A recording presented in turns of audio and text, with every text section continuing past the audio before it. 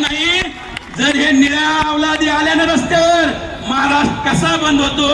भीमा कोरेगावच्या दंगलीनंतर बघितलंय महाराष्ट्रानं आम्ही कसा महाराष्ट्र बंद करतो ते आम्हाला सगळं माहित आहे.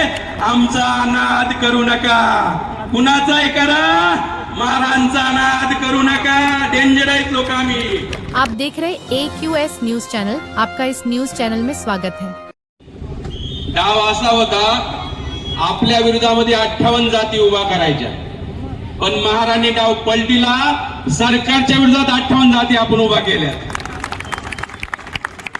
आम्ही ते लोक आहोत. आमचा संघर्ष 2500 वर्षापासून सुरू आहे. बाबासाहेब म्हणतात या देशाचा इतिहास दुसरा तिसरा काही नाही, बुद्धिझम आणि ब्राह्मणिझमचा इतिहास आहे, लढाई आहे. आमचा छोटा मोठा कुणी शत्रू नाही. 2500 वर्ष ज्यांचं राज्य आहे ते आमचे शत्रू आहेत. उगाच छोट्या मोठ्या जातीला कुणी शत्रू मानू नये, लक्षात घ्या. सर्वोच्च न्यायालयाने 1 ऑगस्टला निर्णय दिला 2024 ला. त्या दिवशी अण्णाभाऊ साठेंची जयंती होती. त्याच दिवशी मला कळालं होतं की या निर्णयाचा पडसाद महाराष्ट्रात होणार आहे.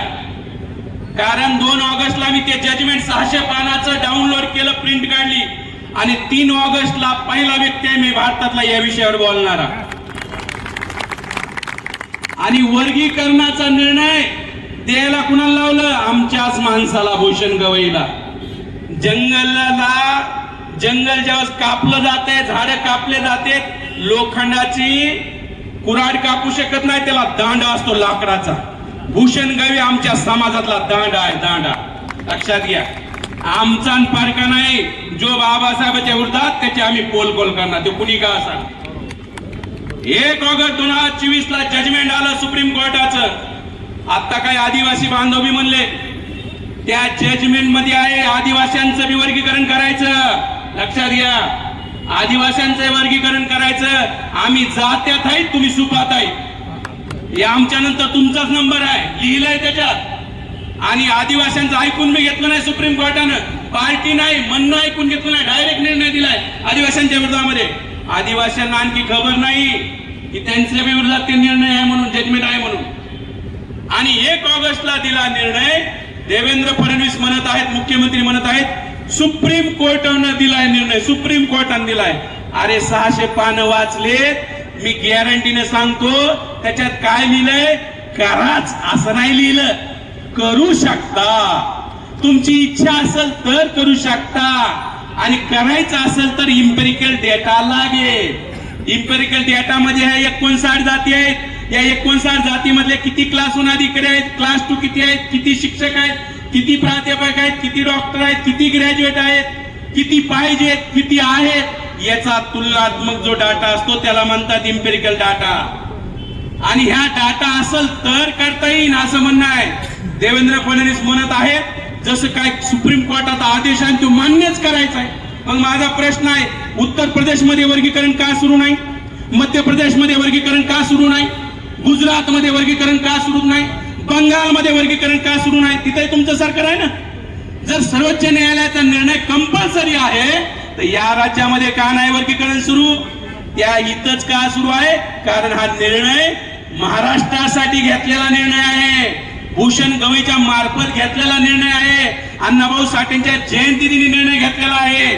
त्यामुळं देवेंद्र फडणवीस म्हणतात की येणाऱ्या 2 ते 3 महिन्यात आम्ही लागू करू. 2 ते 3 महिन्याचा अर्थ काय माहिती का? ऑगस्ट मध्ये लागू करू. ऑगस्ट मध्ये म्हणजे 1 ऑगस्टला.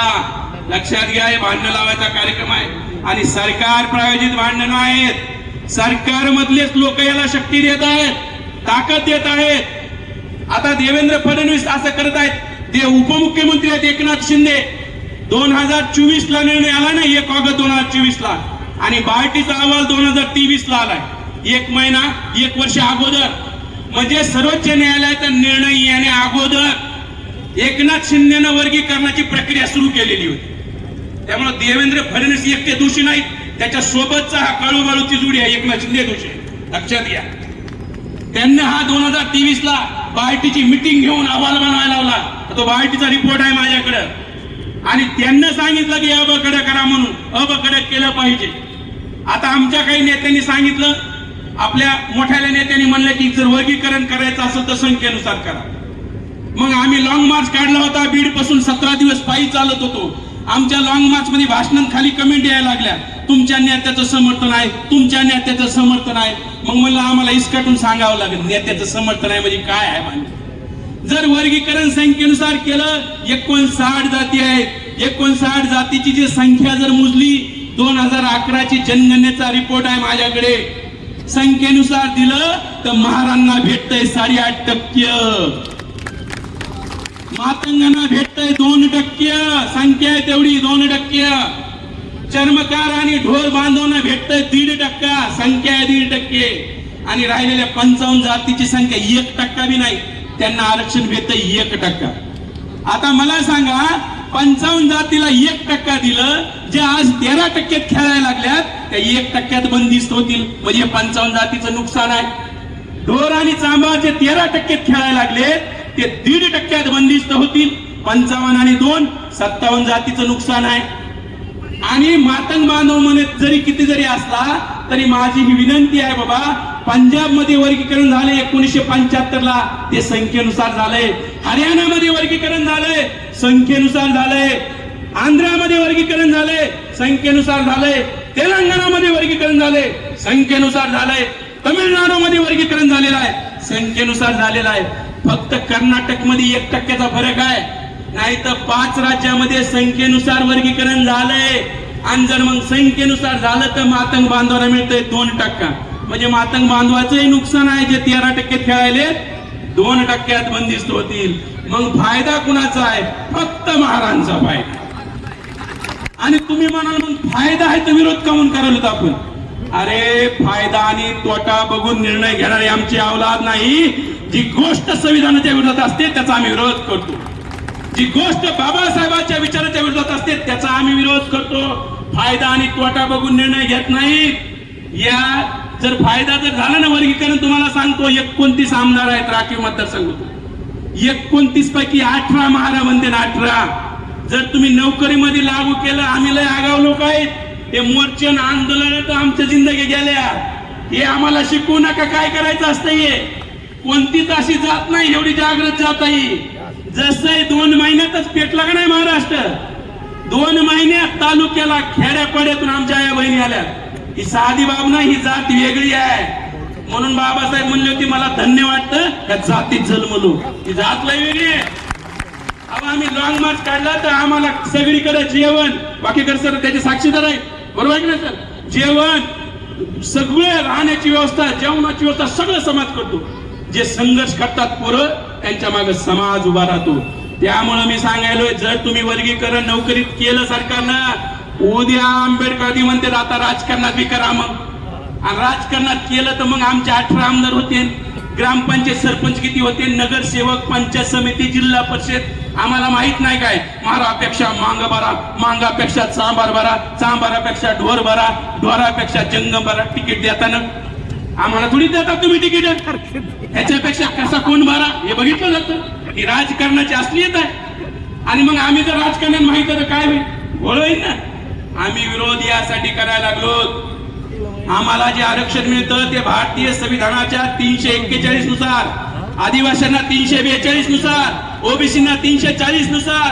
341 मध्ये काना मात्रा एलांटी जरी बदलायची असेल तो अधिकार पार्लमेंटचा आहे, संसदेचा आहे, राज्याचा अधिकार नाहीये.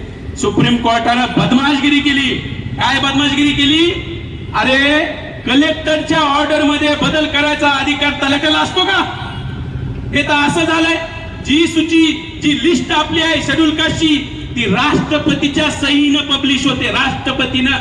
आणि जर राष्ट्रपतीनं जी लिस्ट बनवली, माझा सवाल आहे राज्य सरकारला कसं काय तुम्ही अधिकार द्यायला लागला? हा निर्णय संविधानाच्या विरोधात जाऊन दिलेला आहे. सुप्रीम कोर्टानं हा निर्णय संविधानाच्या विरोधात जाऊन दिला आहे. आम्हाला लोकांना वाटतं सुप्रीम कोर्ट सुप्रीम आहे.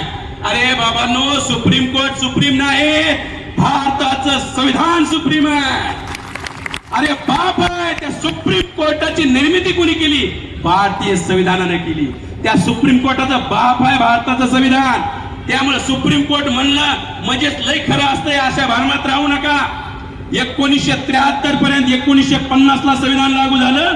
1973 पर्यंत सुप्रीम कोर्ट काय म्हणायचं माहित आहे, जे प्रिएम्बल आहे संविधानाचं, जे पहिलं पान आहे प्रिएम्बल, हे संविधानाचा भागच नाही म्हणायचं. 23 वर्ष लागली. ठीक आहे, 23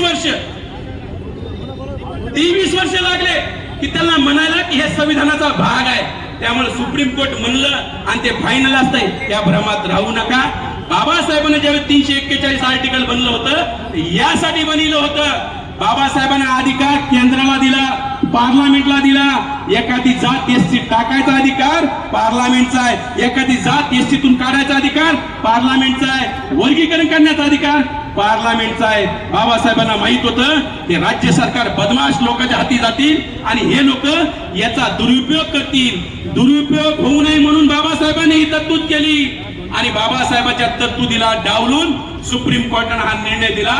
म्हणून हे आर्टिकल 341 चं उल्लंघन आहे, संविधानाचं उल्लंघन आहे. म्हणून आम्ही त्यांच्या विरोधात आहोत, लक्षात घ्या. दुसरी बाब, बदर कमिशन बसवलं, घाईमध्ये बसवलं. आज मी माहिती अधिकाऱ्याकडे आम्हाला माहिती आली. माहिती काय आली, हा आनंद बदरनं जे महाराष्ट्रभर फिरला 27 लाखाचे बिल काढलेत त्यांनी बार्टीकडून, 27 लाखाचे. माझा प्रश्न आहे, हा बदर महाराष्ट्रात फिरला, तुमच्या सिल्लोड मध्ये आलाय का बदर? तुम्ही हे आपल्या संभाजीनगर मध्ये आलता का कधी बदर? बदरचा फोटो बघितलाय का कुणी? बदरचा एखादा व्हिडिओ आहे का? अरे 27 लाख कशावर खर्चिले?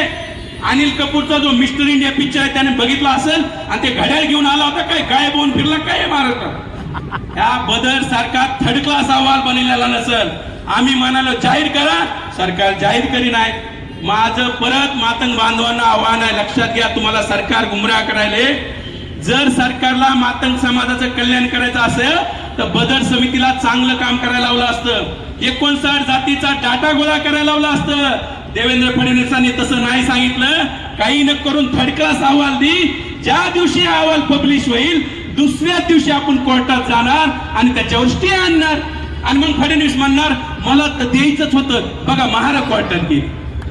हे मातंगासोबत षडयंत्र सुरू आहे देवेंद्र फडणवीसचा. आम्ही म्हणलंच नाही ईमेल आयडी द्या, आम्हाला सूचना द्यायच्यात, आम्ही म्हणलंच नाही. सरकारनंच ईमेल आयडी दिला.